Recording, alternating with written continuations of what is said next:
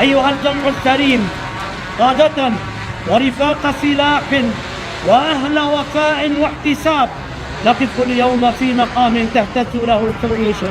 وتخشع عنده الأرواح، ونحن نودع شهيدا من أبناء مؤسستنا العسكرية